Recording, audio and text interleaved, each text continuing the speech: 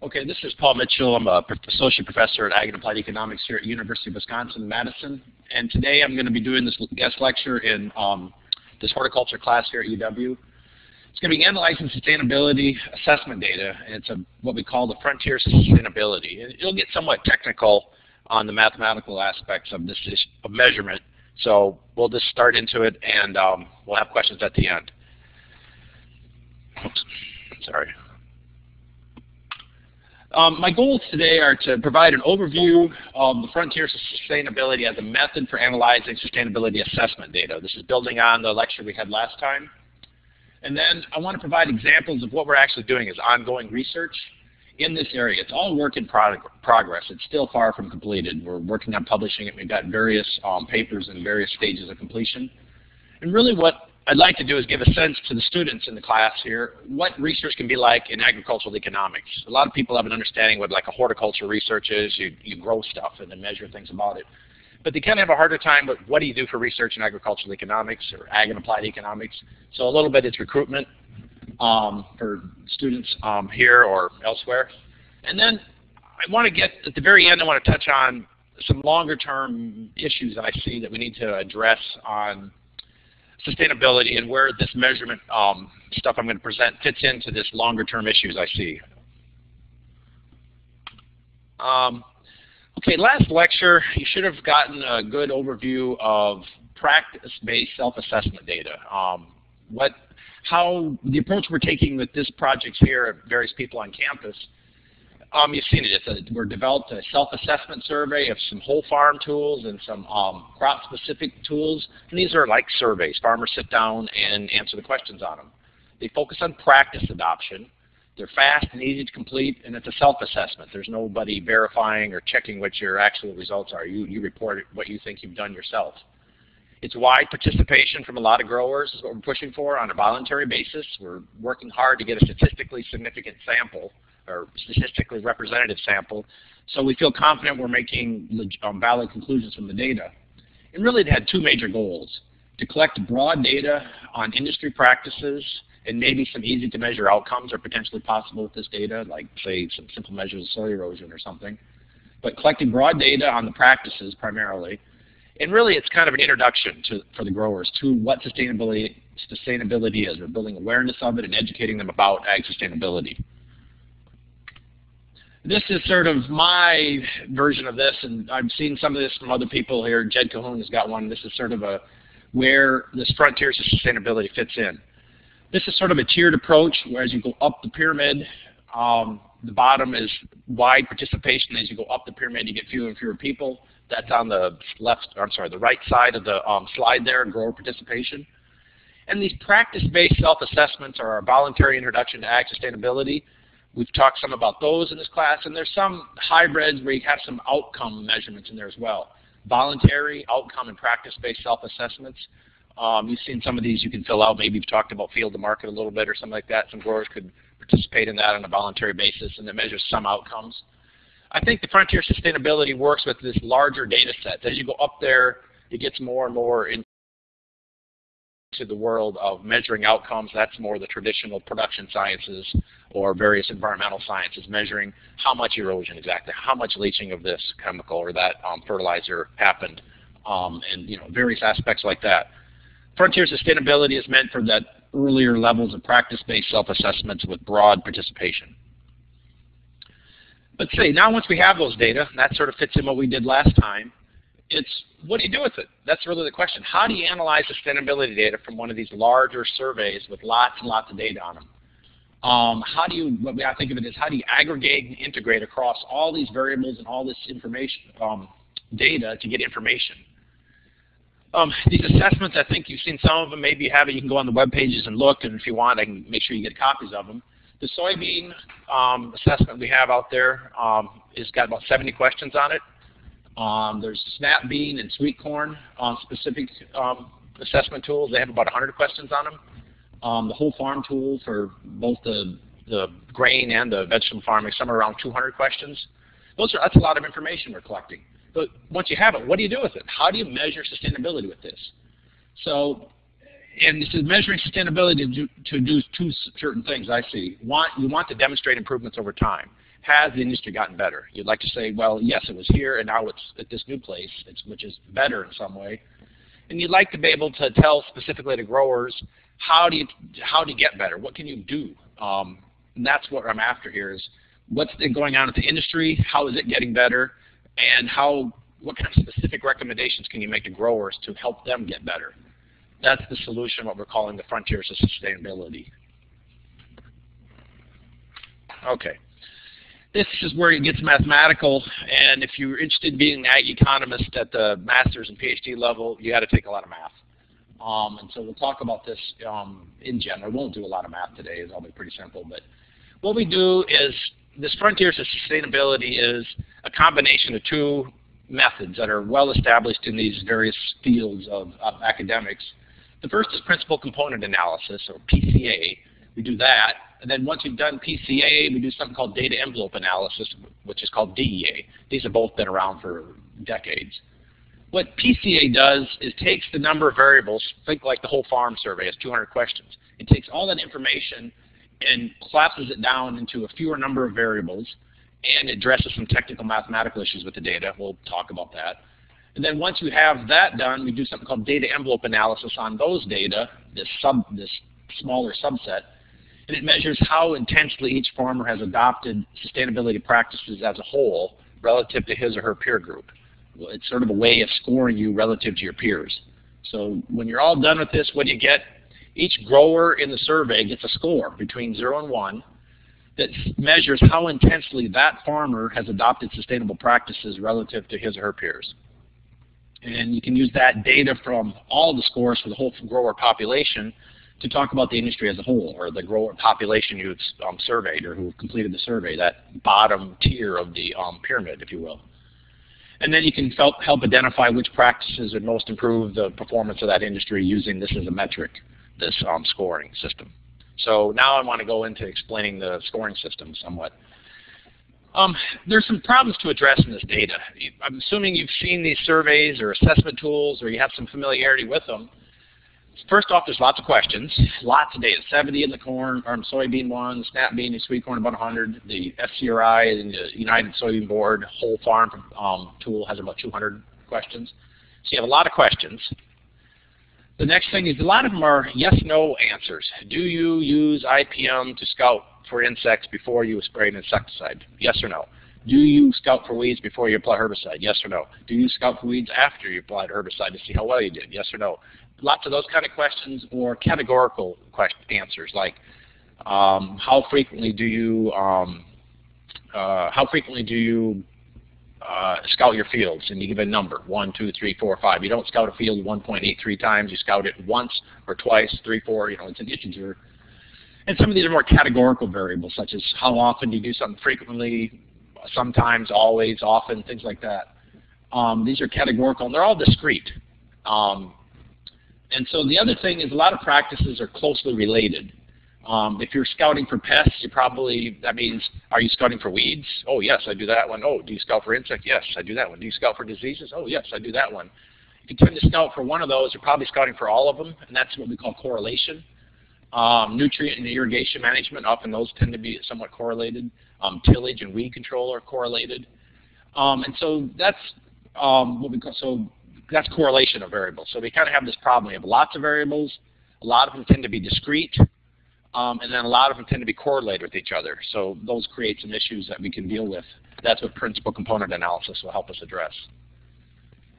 What it does, it creates principal component analysis, takes that raw set of data and in essence collapses it down to a smaller subset without losing information. It's a whole subfield of analysis that tries to, you've seen this where you take a data file and compress it. If you want to send it over the internet because it's too big, essentially you're doing that. You compress it and then send it and then re-expand it again. You don't lose the information. How the heck is some sort of magic? Essentially, principal components is like that. It compresses the data so you can have a smaller subset of variables to work with. So it reduces the number of variables without loss of information. It removes the correlation, so you get rid of that issue. And then it converts the discrete variables to continuous variables. And we'll look at some examples a little more carefully here. When you get done, you get something called the principal components. You get 1, 2, 3, as many as you want, up to the number of variables. Each one of these principal components is measuring the intensity of farmer practice adoption of one sort of group of practices, and I'll show you some specific examples here. But the larger your principal component is, the better it is, the more you're sustainable you are. So what I'm going to do to help understand what this principal component analysis is doing is we're going to look at a specific paper we've got in progress here. It's in review. It's based off a cranberry study that Jed Cahoon, I, and associate scientists in my department are working on. The survey was done, or a self-assessment was done in November, December 2009. It's a survey by mail of Wisconsin cranberry growers. The final data set that we used for this analysis had 95 growers, which represents approximately 80% of the Wisconsin harvested acres of cranberries. Wisconsin, I forget, I think it's 2011, produced about 45% of the world's cranberries, and so 80% of the harvested acres, so you can kind of calculate 8% or 45% is roughly what proportion of the world's cranberries we're talking about here. And what we actually technically do is not principal component analysis, but non-negative sparse polychoric principal component analysis, which is a special type. What we do is, the original data we focus in as just 16 variables, of which 13 are discrete. And we have a slide to look at what the kind of variables they were. The new data, we collapse them down to 9 principal components, PC1 through PC9. They're now continuous, they're all positive, and they're non-correlated. And so now we can do some more with it. So let's look a little more carefully at it. Here's what the data look like. So we have 3 continuous variables, and then we have the rest are discrete. So what's your production area, the percentage of it that's scouted for insects, diseases, and weeds? The average of the population is 68% of the cranberry growers said, I scout for those things. Average number of times you scout per season, that's an integer, but we just assume it can be anywhere in between a real number. Average kilometers your cranberry crop travels to a receiving facility. And then there's a whole bunch of discrete variables. Hire a professional pest scout, yes or no? If you say yes, you put a 1 down. If you say no, you put a 0. Well, 1 and 0, you take the average of all those across the population, you get 70.768. That means 76.8% of the growers say they hire a professional scout. And you go to the rest of them there. Do you use cultural, non-chemical practices for pest management? Do you use fertilizer inputs based on soil tests? Do you take your fertilizer inputs based off of cranberry tissue tests? And you can see the list there.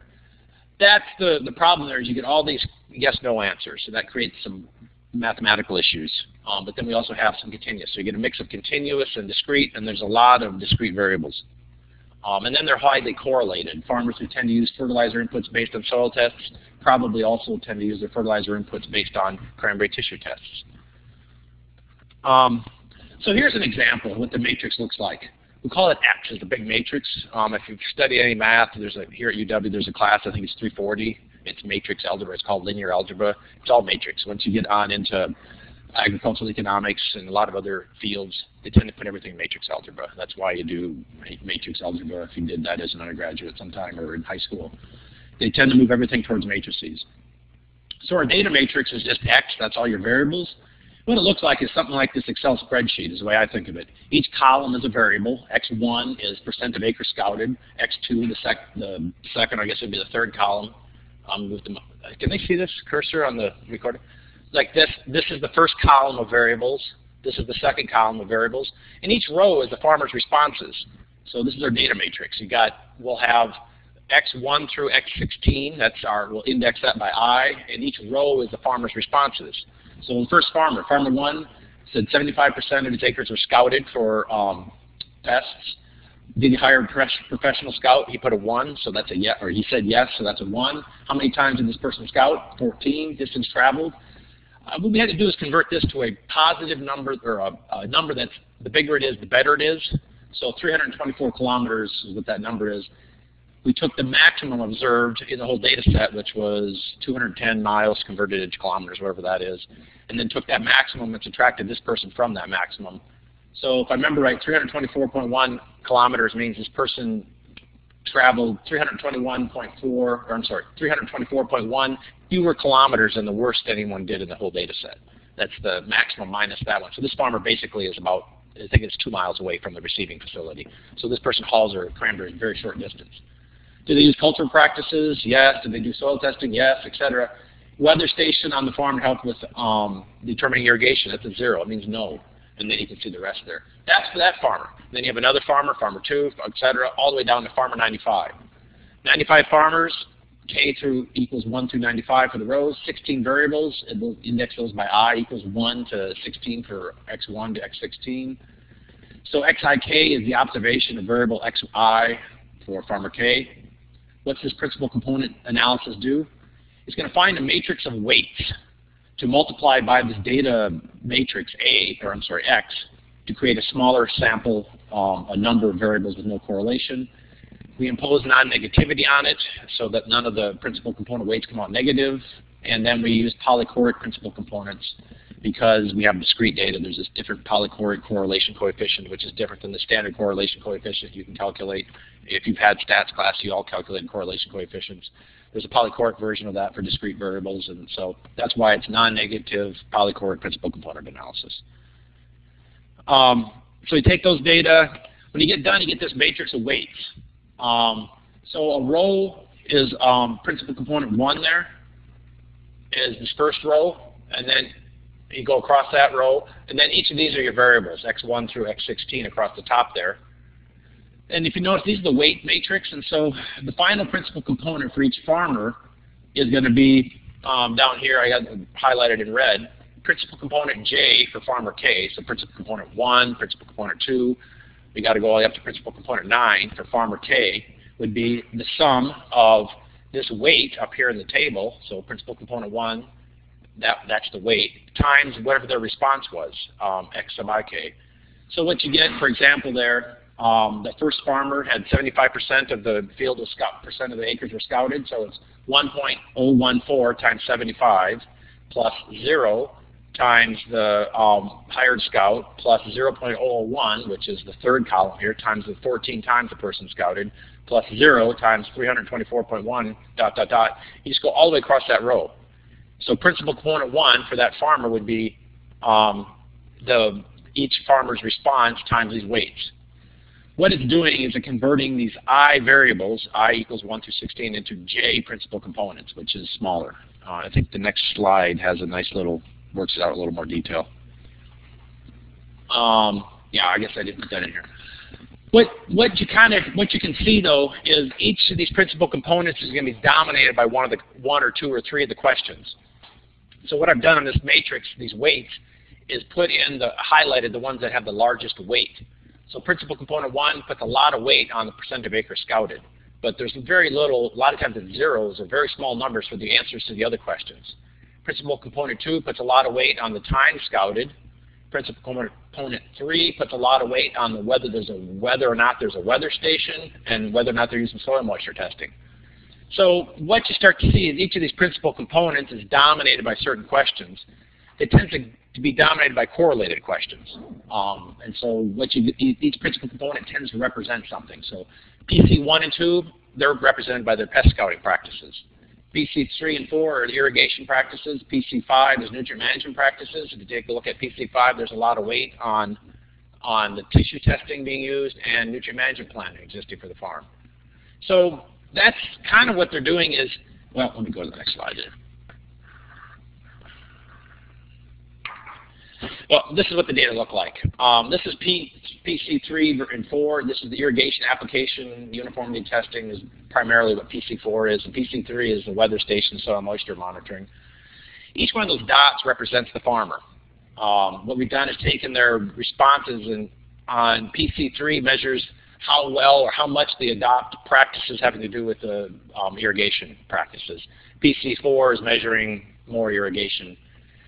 And you can kind of see where the farmers fall out. Like this farmer right here is about in the middle of the pack when it comes to whatever PC3 is measuring, but it's one among the highest, or actually the highest for PC4. You know, this farmer has primarily essentially the same for PC3, but a lot less on PC4. That's what each farmer is. Each of those dots measures how intensely that farmer adopted the practices that drive principal component 3 and drive principal component 4. So what we're doing is taking those practices and rearranging them into these things called principal components that deal with the correlation issue, deal with the extra variables, and deal with the discrete nature of the data. So what do you get done? After principal component analysis, what do you get? You still have lots of variables, we just have fewer. We go from 16 down to 9. But now each principal component is positive, it's continuous, and it's uncorrelated with the other principal components. The larger a value for these principal components, the more the farmers adopted those practices that drive each PC. And the way I think each principal component measures a certain practice, but only for a small set of practices, like PC3 was dominated by irrigation. The larger a principal component is, the more the farmer does those practices, so they're more sustainable. This is the practice-based approach. And then I think the last part really kind of drives it home what these principal components are. If you've seen the field to market, you have that spidergram or the radar plot. Each one of these principal components, in essence, is one of those spokes sticking out of the center. The further you go out from the spoke, from the middle, the better you are in that practice. But we've done it mathematically. It's essentially the same thing. Each principal component is like a spoke in a radar plot or a spidergram. The more you do of it, the better. Okay, that's a long story about principal component analysis, and that's only half the story. Once you have all that principal component analysis, you do the next thing, which is data envelope analysis. And this is what measures how you integrate across all those spokes on the spidergram. How do you say somebody's done more sustainable practices than somebody else? So what data envelope analysis does is it allows us to measure how intensely each farmer has adopted all the sustainability practices. Think of each one of those spokes, but you might be really far on one spoke but really short on another one. Well, how do you compare yourself to someone who's average on both of them? That's what the frontiers comes in. We define a frontier of sustainability for all the principal components, the best anyone has done, the most intensive practice adoption, and then the distance from the frontier measures where you are, how much less sustainable in terms of practice adoption you are than that frontier. So the distance from the origin to where you are measures how sustainable you are. In essence, if you get on the frontier, you have a 1.0. If you're off the frontier, you're some proportion less than that. And it's ranking you relative to all your peers. And so I think this graphic captures a lot of it. This is just examples, principal component 1 and 2. Think back to the example I just had up. So each of these dots is a farmer, and this dot right here is this farmer right here is on the frontier. So their weight, their principal component, or their frontier value, the score in this aspect will be 1. Well, this farmer right here is not on the frontier. What we actually do is you measure, if you assume the distance from the origin all the way out to the frontier is 1.0, this farmer, is like 70% of the way there, or maybe 75, 80, I can't tell from here. That's what you're measuring, and that each farmer will get a score. Let me get to the next slide. Here's that same set of data, PC3 and 4. We're measuring, that's the frontier. I've sort of drawn it out there. If you get all the way to the frontier, you have a 1.0. So this is just for these two principal components, this two-dimensional example. So I have a couple examples. There's one farmer about a 0.9, another farmer is about a 0.7. The problem is this is only 2 dimensions. We have 9 dimensions, so we got to do all this for across all these. The whole it's a multi-dimensional surface we're looking at, and you can only draw it in 2 dimensions. I don't know how to draw a 9-dimensional surface. So when you get all done, you get more weights. What we're doing is something called common weight data envelope analysis, or common weight DEA. Each principal component is going to have a certain weight it gets for calculating their score. And we've done some different algorithms and been poking through it and developing our own, but I'm not going to go into those details. But here's this set of weights here. I'll call them omega sub j. This is the weight for each principal component. And so here's, I think, this formula right here, S sub k. That's the sustainability score for farmer K. It's going to be the sum of omega j, the weight for that, times their principal component. So omega 1 times principal component 1 for that farmer, plus omega 2 times principal component 2, etc. So each farmer will have a principal component value taken times these weights. And we'll go through an example, work it through. But so they'll have their principal component for 1 times 0.042 plus principal component 2 times 0.021, etc. And what you can see is some of these principal components have a lot more weight. This weight is fairly large, and this one is fairly large. So you go back, what is the principal component 6? That's driven primarily by how far they're hauling their cranberries to the receiving facility and whether or not, or the proportion of their employees are paying health insurance for. Principal component 4 is primarily driven by irrigation uniformity testing. How efficient are they on their irrigation? And so you combine this. You can use these PCA weights and these DEA weights to work back to the specific practices that each grower can adopt to most improve their score. Now, let me find the little bump here to move the slide ahead. Here's an example. We can actually combine all these together. These are weights of weights. So remember, go back, look at your notes, or just look at the slides. The principal component, J for farmer K, was the sum of these pi ij times the xik. DEA is another weight, and if you look carefully, you can see, wait a minute here, PC J sub K is actually a function up here, so let's substitute that one in to take this first equation, substitute in the second equation, and you get this, and then you can actually rearrange the order of summation, and you calculate these weights, capital W sub I.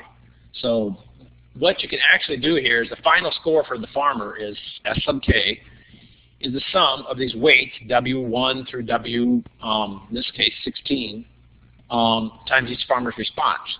So these are the weights right here, 0.001 times their answer to percent of acres scouted, plus 0.02 times whether or not they hired a scout, plus 0.004 times the time they scout, and you just go all the way down the list here. So for example, this is the farmer 1 right here, or just some farmer, and those are his actual or her actual answers. So how do you calculate the score? It's 0.001 times 75, that's 0.092, 0.02 times 1 gives you that, and you go all the way through there, you get these numbers, go all the way across, you add them all up, and this person has a score of 0.67, or 0.671. So it gives you, that's how it's done. What we're doing is it's a long way to calculate these weights. So let me get the next slide here. Many sustainability assessments and other assessments put points for specific practices. I'm assuming you guys have looked at some of the other schemes out there, and you might see something like, you know, if you adopt this practice, and then they'll say this is a 3-point practice. If you adopt this practice, this is worth 5 points. You know, do you use auto steer for determining your tractor driving on the field? You get 3 points for that. Do you use IPM for your insecticide choices? You get 3 points for that. Where do you get these point values from? Where do they come from? What this is a way to get those point values. They're just like these point values you would get on those surveys, except they're done. They now have this theoretical and empirical basis for them. The PCA weights account for correlation among the practices.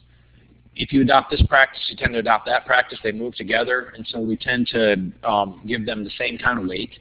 The data envelope analysis, the DEA weights, they're comparing you to your peers. The higher weights are for practices that few people are adopting. If you go back and kind of look through those, the raw full data set, which practices get the most weight? The ones that no one's doing or very few people are doing. The ones that everyone's doing get essentially no weight. If everyone is using IPM to determine their insecticides, that has very little weight because it doesn't make you differentiate you from your peers. Everyone's doing this, so what's the big deal? But if you're one of the few people doing health insurance for employees, or you're hauling your cranberries a very short distance, that gives you, you're more sustainable according to this method. And this whole process of going through these weights is just coming up with those measures in a mathematically objective or more objective sense. So that's the process. When you get all done, you get something like this. So this right here are the scores for the cranberry growers in that data set. The minimum score was 0.432. The mean was 7.762. And there's a standard deviation of 0.14. And you kind of see that distribution. There's some growers up here with the really high scores.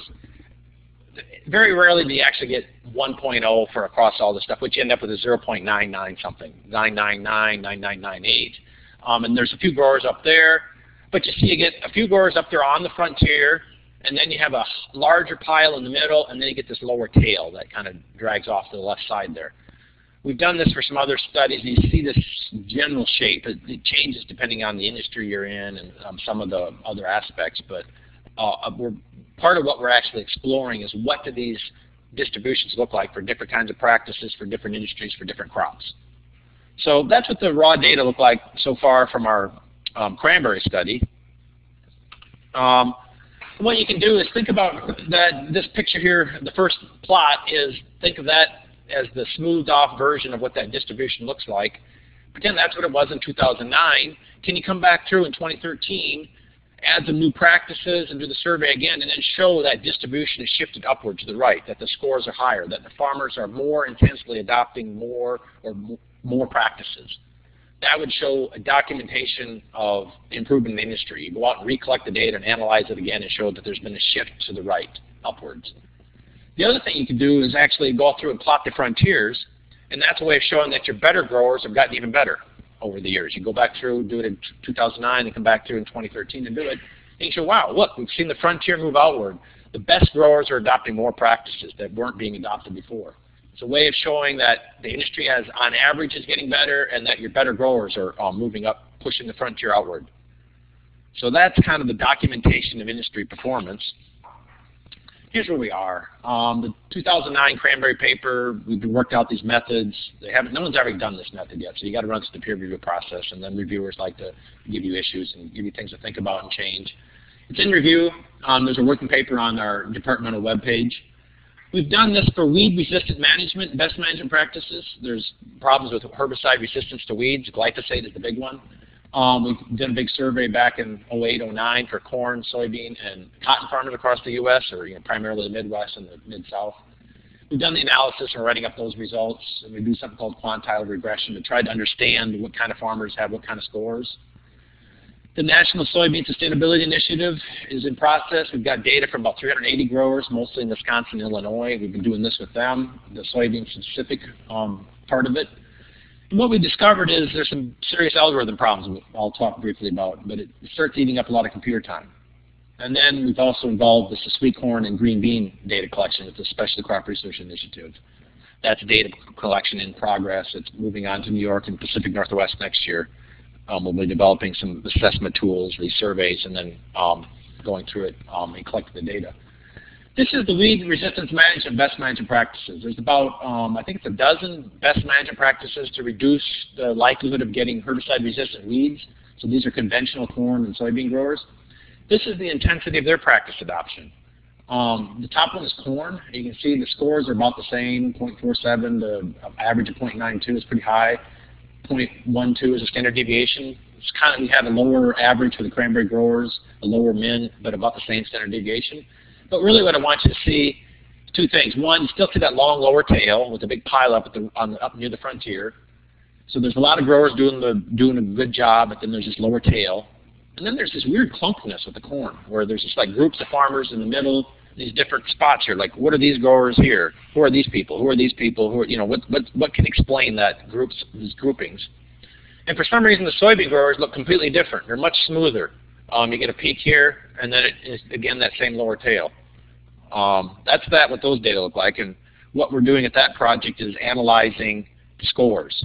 We're doing a post-DEA PCA analysis. We're doing regression analysis, looking at their farmer scores instead of regressing them on farmer characteristics, doing multivariate regression, not looking at the practices, but what explains those scores. And you do things like age, size of farm, education of the grower, things like that. What drives those scores? Location. What we find, there's a way looking at something called quantile regression, and what you're really doing is explaining the lower tail and the upper tail, the high and low performing farmers, not the mean. Regression tends to focus on the mean. So we'll be fine. Soybean weed resistance management results. Farmers that are concerned about human health and the environment when they're making their herbicide choices, they tend to have higher scores. Concerned about cost when you choose your herbicide, you tend to have lower scores. So farmers concerned about human health and the environment, they tend to adopt more weed-resistant management practices.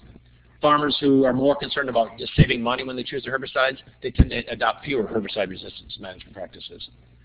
For some reason, which doesn't make sense, if there's herbicide resistance observed in your area, in your crop reporting district, you tend to have lower scores, which is like, I don't know, the best we can think of there is to figure out, well, there's already a problem in my area, I'm not going to worry if these practices, it doesn't matter, I'm going to have the problem anyway, so I might as well quit wasting my effort and just try to make as much money as I can before it gets here. State effects were high. Arkansas was much higher than average. They had a higher adoption of weed resistance management practices, while the Dakotas, North and South Dakota, had lower scores for some reason. Really what we're trying to do, and the main point is, after you do all this analysis, what explains those scores? We're trying to figure out ways to understand that to help focus outreach and outreach education, maybe even look for some new research ideas. This is the National Soybean Sustainability Initiative. We've gotten some preliminary work done on that. This data was collected, these data were collected in just this last December and this January of this year. In meetings and online, we have 264 growers from Illinois, about almost 100 from Wisconsin, a few from other states. We have 382 farmers in the data set. We're just looking at the soybean-specific questions here. And we had 70 questions on there. A whole lot of practices on scouting, crop rotation, nutrient management, tillage, how you manage your planter, and things like that. And what this is kind of going from a smaller data set, the cranberry data set, to a little bit larger data set. We're going from 16 to 70 variables. And we thought it would be no big deal, just push the buttons and let the program run, and it just blew up in our face. It took 50-plus hours just to run for one run. You normally want to do several runs as you try different things.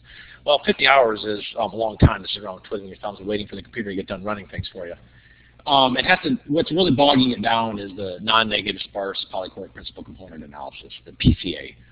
And so, I can't remember, let me see if I have the next slide. Yeah, here's what the numbers look like.